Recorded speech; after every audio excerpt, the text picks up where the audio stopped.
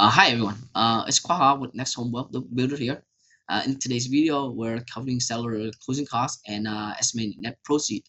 A question I get a lot is, especially from my first time home seller or those that haven't sold a home in a while, is what does it cost for them to sell their home? This video will walk you through the main costs involved. So let's dive in. The first cost is real estate agent commission. The first major cost for a seller is the real estate agent commission. Now, due to recent ruling, as you as a seller only need to negotiate your seller agent commission upfront. This typically fall between 2.5 and 3% of the sale price. Although it can vary. As for who is paying for the buyer agent commission, that question can be determined during the negotiation process.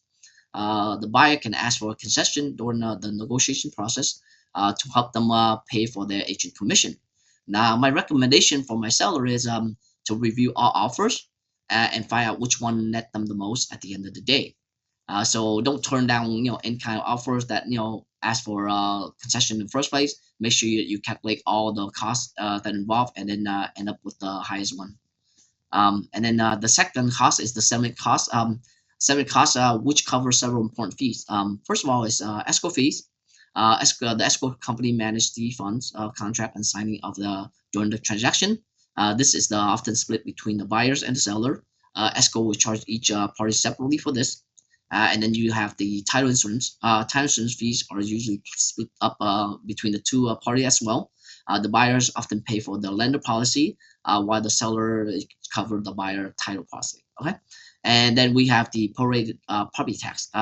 You need to cover the prorated the property tax for the time that you own the home, but haven't paid for it yet. So, for instance, if you sold the home in March, but you haven't paid for the property tax for the first part of the year, you have to cover the prorated amount.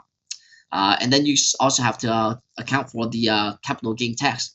If you sell your house for a profit, you may owe capital gain tax on the increased value, which is the value between the time that you bought it last time and the time that you sell it this time. There are exemptions available for the property if you're living it as a primary resident, which can significantly reduce or eliminate the property tax, the capital gain property tax. So, depending on your circumstance, make sure you check with CPA to figure out how much that would cost. And then you have a mortgage payment, a mortgage payoff. Most sellers still have a mortgage on the home that they need to pay off before the closing of escrow. Escrow company will help you manage that. If you have additional loan like a second mortgage or a home equity line of credit, those also need to be settled as well. Occasionally, you may have other debt attached to the property, like a contractor lien that has been done but then haven't been paid for. Those need to be clear as well. And then you have the buyer pay closing cost estimate. Sometimes seller would contribute to the buyer closing costs, though it's less common in a competitive market like here in Orange County, California.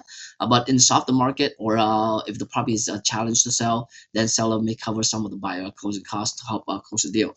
And then at the end of the day, like number 5 is a miscellaneous cost. So finally, there are some small costs that can add up. One of them is the HOH due or special assessment. If you live in a condo or a townhouse and you have HOH due, then those need to be clear, or any kind of special assessment like mellow roofs. And then there are document preparation and recording fees. These are usually minor costs, but they're a part of the total. And then you also have a home warranty. If you offer to pay for the buyer home warranty, then that cost will be added into the overall expense. And then you have a prep work cost also, which is any improvement or repair made to the home to get it ready to put it on the market. And then last but not least is the termite report and clearance. Most properties sold in California need to have Section 1 of the termite report to be clear. So if you agree to pay for the new owner, then make sure that you account for this cost as well. The clear of the Section 1 of the termite report. Okay? And then why closing costs matter to your net proceed is often asked by my seller, and here that's how it's calculated. So you start out with the sales price, then you subtract the closing cost to get your net estimated net proceed. Now, as part of our service, I provide a market analysis for all of my clients to help them set an appropriate listing price based on comparables within the comparable sales and market condition.